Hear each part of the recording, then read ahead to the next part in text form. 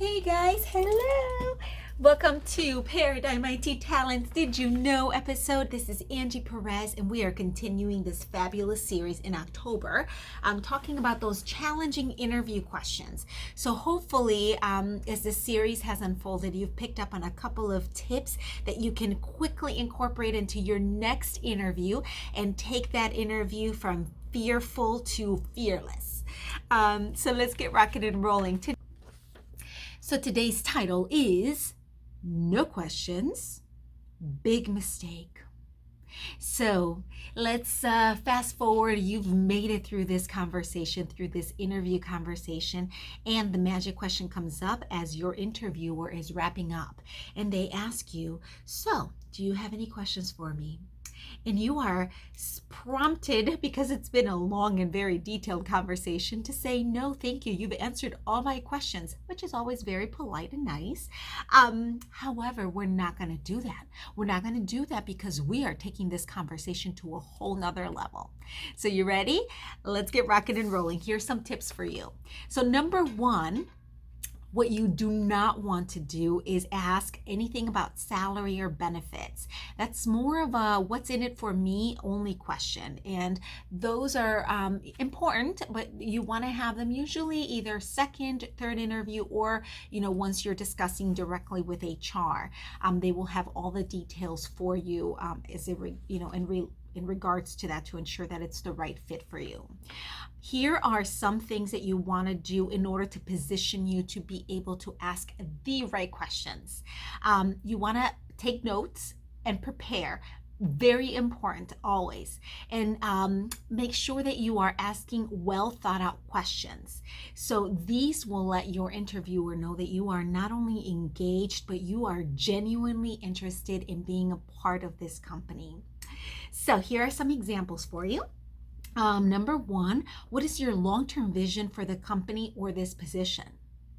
That tells you a lot about development, about progress, and what to expect. Another one, what are the biggest challenges that your team is facing? Or what does it take to be successful here? Here's a couple more to even wow them a little bit more. What are your company's values, and what characteristics do you look for in employees in order to represent those values? That's like a powerful, mighty powerful question right there. What do you see as the most challenging aspect of this job? Very important.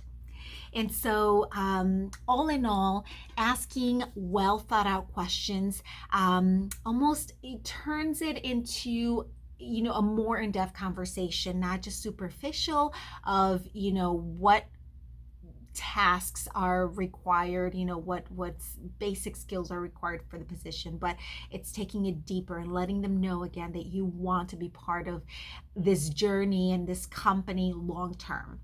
So, last question for you. You want to make sure that before you wrap up, you do not leave without asking what the next steps in the consideration process are. Very, very important. A couple of quick tips for you is make sure that you take a business card from the person that has interviewed you. This is very important, and it'll set the expectation also. It'll help you set the expectation for a follow-up. So, a lot of times you're coming in, they're still interviewing, a couple more people. So making sure that you gently set the expectation, letting them know, I'm definitely interested in the position. And if, I understand you're still interviewing candidates, if I don't hear back from you, maybe by Tuesday, Wednesday-ish, is it okay if I follow up with you? So that's a great way to continue to let them know that you are, interested in moving forward. Number two is always follow up with a thank you email. I cannot reiterate how important this is. And, saying thank you for your time is fantastic, but again, take it a couple of notches higher and incorporate aspects of the conversation that spoke to you. So anything that you felt was meaningful, anything from your experience that you found a great link to in the conversation, what the company's expectation is, you can add that right into that email and put a nice little added bow to it. a handwritten thank you card is you just can't go wrong with those, right? So those that question and those steps will definitely make sure that you are part of the conversation when decisions are being made. So hey, so I hope today was helpful.